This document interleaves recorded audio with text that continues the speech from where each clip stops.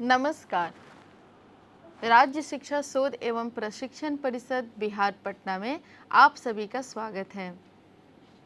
तो मैं आप सभी के बीच फिर से एक पाठ्य पुस्तक पर्यावरण और हम कक्षा 4 से एक कविता लेकर उपस्थित हुई हूँ और उस कविता का शीर्षक है देख तमाशा। तमाशा का मतलब जानते हैं? तमाशा क्या होता है? तमाशा एक प्रकार का मनोरंजन है। और मनोरंजन क्या होता है? मनोरंजन होता है उसमें नाटक, नृत्य, संगीत, सर्कस, इन सभी को देख कर के क्या होता है, हम सब खुश हो जाते हैं। खुश होते हैं ना? तो चलो बच्चों, अभी हम लोग एक देख तमाशा कविता को पढ़ेंगे और मेरे साथ आप लोग भी गुनगुनाएंगे और फिर हम उसके मतलब भी जानेंगे। चलो चले जी हम सब मिलकर देखने जाए मेला, भीड़ बहुत है जहाँ भी देखो है लोगों का रेला। चलो चलो जी हम सब मिलकर देखने जाए मेला, भीड़ बहुत है जहाँ भी देखो है लोगों का रेला।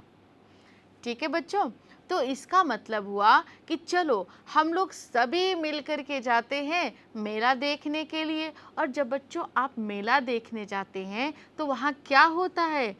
चारों तरफ भीड़ ही भीड़। आप इस साइड देखें, अपने दाहिने साइड, अपने बाएं साइड, आप जिधर कहीं भी देखेंगे तो वहाँ पर भीड़ ही भीड़ नजर आएगा। जैसे कि रेल, आप लोग एक देखते हैं ना, रेल लंबी कतार में खड़ी रहती है, तो मेले में भी भीड़ उसी प्रकार से लगती है और हम लोग एक लाइन में होकर के चलते हैं। क्यों? क्योंकि चारों तरफ काफी भीड़ ही भीड़ होती है।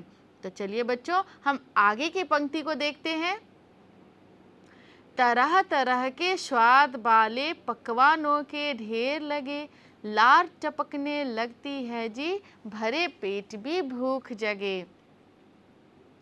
तरह तरह के स्वाद वाले पकवानों के ढेर लगे, लार टपकने लगती है जी, भरे पेट भी भूख जगे। ठीक है ना बच्चों?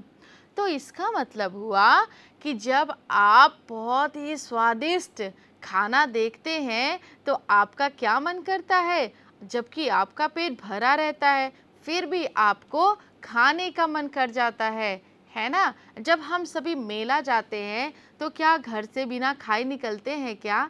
नहीं ना, हम सब खाना खा कर निकलते हैं। और मेले में जाने के बाद क्या होता है? मेले में आप बहुत से तरह के पकवान के ठेले देखते हैं।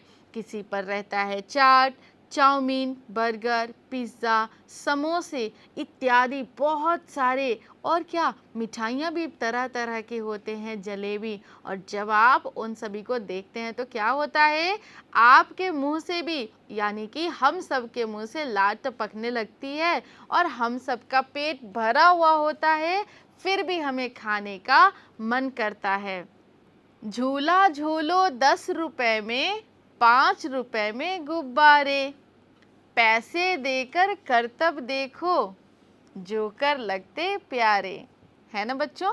तो हम मेले में जब जाते हैं तो हम लोग झूला झूलते हैं, गुब्बारे खरीदते हैं और हम सर्कस भी देखते हैं, है ना? तो इन सभी के लिए हमें पैसे देने होते हैं। तो हम लोग मेले में जाकर के झूले कितने रुपए में झूलते हैं? 10 रुपए में। जब आप 10 रुपए देंगे, एक टिकट मिलेगी और आप झूला झूलेंगे। और गुब्बारे कितने रुपए में मिल जाते हैं? तो गुब्बारे 5 रुपए में मिलते हैं। और हम सभी को सर्कस देखने के भी पैसे लगते हैं। ठीक है ना? तो यहाँ पर करतब कहा गया है तो वही हो गया सर्कस। ठीक है? तो हम जो भी नाटक देखते हैं तो वो हो गया, तो उसके लिए भी हमें पैसे देने पड़ते हैं। तो चलो बच्चों, अब हम आप लोगों से सवाल करेंगे और आप उसके जवाब देंगे। क्या आप कभी मेले में गए हैं? वहां आपने क्या क्या किया? तो बच्चों, आपने इस कविता में पढ़ा और आपने इस कविता में सुना कि हम सब मेले में जाकर के क्या क्या करते हैं और क्या क्या देखते हैं। तो आपने भी क्या मेले को कभी देखा? मेले में गए तो आपने वहाँ पर क्या क्या किया? तो बच्चों, आप ये आंसर मुझे बताएंगे। तो मेले में जाने के बाद हम क्या करते हैं? झूले झूलते हैं। मेले में जाकर के हम खिलौने खरीदते हैं, गुब्बारे लेते हैं और क्या सर्कस भी देखते हैं। तो बच्चों, आपने क्या किया? आप मुझे इसके बारे में बताएंगे। आपको सबसे अच्छा मेला कौन सा लगता है और क्यों? पता है बच्चों, इस सवाल का जवाब आपको देना है। आपको कौन सा मेला अच्छा लगता है और क्यों? मुझे सोनपुर का मेला बहुत अच्छा लगता है, क्योंकि वह मेला पूरे 1 महीने तक लगता है और उस मेले में हर एक तरह के सामान और खिलौने, बहुत से तरह के कपड़े और भी अपने घर के साथ सजावट के लिए इमारती लकड़ी साज सजावट के लिए लकड़ियों से बनी हुई चीज़ें भी मिलती है, जिन्हें हम घर लेकर आते हैं। तो बच्चों, आपको कौन सा मेला अच्छा लगता है और क्यों लगता है, आप मुझे बताएंगे। आज बच्चों के बीच काफ़ी चहल पहल है। मध्याह्न भोजन के बाद विद्यालय में एक फिल्म तारे ज़मीं पर दिखाई गई। सभी बच्चों ने फिल्म का आनंद उठाया। आपने भी फिल्में देखी होंगी। आपको किस तरह की फिल्में अच्छी लगती है? अपनी कुछ मनपसंद फिल्मों के नाम लिखिए। तो बच्चों, चलो, आप लोग बताओगे कि आपको कौन सी फिल्म सबसे ज़्यादा अच्छी लगती है। विद्यालय में आपने देखा कि लंच के बाद मध्याह्न भोजन यानी कि लंच के बाद क्या हुआ? तो लंच के बाद बच्चों को तारे ज़मीं पर एक फिल्म का ये नाम है और वह फिल्म दिखाई गई और बच्चों ने देखा और खूब मज़े किए, उन्हें बहुत पसंद आया। तो आप अपने पसंद की फिल्म का नाम बताएंगे और आप उसके बारे में लिखेंगे। हम कई तरह से अपना मन बहलाते हैं, कभी मेला देखने जाते हैं तो कभी फिल्म देखते हैं। इसी तरह कुछ लोग पतंग उड़ाकर भी अपना मन बहलाते हैं। आप अपनी पसंद की पतंग का चित्र बनाइए और उसमें रंग भी भरिए। ठीक है ना बच्चों? तो हम अपना मन बहुत तरीके से बहला सकते हैं। हो सकता है हम बच्चों के साथ खेल करके मन बहलाते हों, अच्छी किताबें पढ़ करके, फिल्म देख करके या कहीं घूम करके।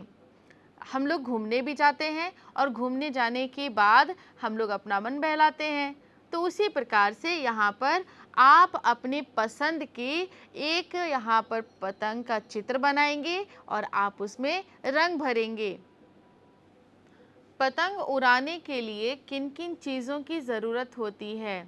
तो बच्चों, आप इसके जवाब यहाँ पर देखेंगे। पतंग उड़ाने के लिए मांझा, लटाई तथा पतंग की आवश्यकता होती है। तो बच्चों, आपने यहाँ पर एक प्रश्न देखा कि पतंग उड़ाने के लिए हमें किन किन सामग्रियों की आवश्यकता पड़ती है, हमें कौन कौन सी चीज़ें लेनी हैं। तो हमें मांझा लेना है और मांझा पता है बच्चों किसे कहा जाता है? तो एक धागा होता है जिसकी सहायता से आप पतंग उड़ाते हैं। और लटाई, जिसे आप चरखी के नाम से भी जानते होंगे, और उसी मांझा को हम लटाई में लपेटते हैं, यानी कि उस चरखी में लपेटते हैं। और एक हमारा आवश्यक सामग्री है, आवश्यक चीज़ है, वो है पतंग। अगर हमारे पास ये 3 चीज़ रहेंगे तभी हम पतंग को उड़ा सकते हैं। ठीक है। और भी चीज़ें हैं जो प्रकृति की तरफ से है, जैसे कि हवा, खुला आसमान। तो ये सभी चीज़ें होंगी तो आप पतंग को आसानी से उड़ा सकते हैं। पतंग पूरे भारत में विभिन्न अवसरों पर उड़ाई जाती है। आप कब कब पतंग उड़ाते हैं? तो चलिए हम इसके आंसर जानेंगे। मकर संक्रांति, यह मकर संक्रांति के दिन पतंग को उड़ाई जाती है। यह हमारे यहाँ यह प्रचलन में है। ठीक है। अब हम किसी अलग स्टेट में जाएंगे तो वहाँ पर देखेंगे कि किन किन अवसरों पर पतंग को उड़ाई जाती है। हम लोग मकर संक्रांति, तो बच्चों मकर संक्रांति क्या? यह जनवरी महीने में हम लोग इसे मनाते हैं और उस दिन क्या क्या पकवान में खाते हैं आप सभी को पता होगा। हम लोग चूरा, दही, तिलकुट और इसके साथ और भी विभिन्न प्रकार की लड्डू होती हैं, सब्जियां, और जब हम ये सभी खा लेते हैं तब उसके बाद हम पतंग को उड़ाते हैं। तो बच्चों आपको याद रहेगा कि मकर संक्रांति के दिन हम पतंग उड़ाते हैं। तो चलिए आगे हम बढ़ेंगे और किन किन स्टेट में, किन किन राज्यों में और कब कब पतंग को उड़ाया जाता है उन अवसरों को हम देखेंगे। तो यहाँ पर दिया गया है भारत के अलग अलग राज्यों में किन किन अवसरों पर पतंग उड़ाई जाती है, पता लगाइए। क्रम संख्या 1 में है राज्यों के नाम, राजस्थान। क्रम संख्या 2 बिहार। क्रम संख्या 3 दिल्ली। तो चलिए बच्चों हम इन राज्यों के साथ वहाँ पर पतंग किन अवसरों पर उड़ाए जाते हैं उनके बारे में जानेंगे। राजस्थान में मकर संक्रांति के अवसर पर पतंग को उड़ाया जाता है। बिहार में भी मकर संक्रांति के अवसर पर ही पतंग को उड़ाया जाता है और दिल्ली में 15 अगस्त अवसर पर पतंग को उड़ाया जाता है। तो आपने यहाँ पर 3 राज्यों के बारे में जाना। आगे हम और भी राज्यों के बारे में जानेंगे और यह आपके लिए होमवर्क है कि आपको ऐसे 5 राज्यों के नाम और लिखने हैं और वहाँ पर किन किन अवसरों पर पतंग को उड़ाए जाते हैं आप इसकी जानकारी प्राप्त करेंगे और मुझे बताएंगे। ये आगे के प्रश्न को हम देखते हैं। हम कई तरह से अपना मनोरंजन करते हैं। कभी हम दोस्तों के साथ खेल खेलते हैं, तो कभी बड़ों के साथ कहीं बाहर जाते हैं। आप अपने मनोरंजन के लिए क्या क्या करते हैं? दोस्तों के साथ, बड़ों के साथ? तो बच्चों आप इसके बारे में मुझे बताएंगे कि आप अपने दोस्तों के साथ कैसे घूमते हैं, कहाँ जाते हैं, कौन सा खेल खेलते हैं और अपना टाइम कैसे स्पेंड करते हैं। ठीक है, आप बड़ों के साथ कैसे रहते हैं, क्या क्या करते हैं, आप हमें इसकी जानकारी देंगे। खेल, तमाशे और मनोरंजन के विभिन्न साधनों से हमें क्या फ़ायदे होते हैं? तो इसके आंसर हैं शारीरिक स्वास्थ्य, मानसिक स्वास्थ्य, सामाजिक लाभ और व्यक्तिगत लाभ। शारीरिक स्वास्थ्य अगर आप खेल खेलते हैं, इंडोर गेम से ज़्यादा बच्चों आपको आउटडोर गेम खेलनी चाहिए। आउटडोर गेम का मतलब होता है खुले जगह पर जाकर के, यानी कि अपने घर से बाहर खेल के मैदान में आप जाकर जो खेलते हैं खेल, उससे आपका शारीरिक स्वास्थ्य बहुत ही अच्छा रहता है। आप चुस्त दुरुस्त और तंदुरुस्त रहते हैं, आप में फुर्ती रहती है। इसके बाद है मानसिक स्वास्थ्य। आप मानसिक रूप से भी बहुत ही स्वस्थ रहते हैं। आप इसमें इंडोर गेम भी खेल सकते हैं।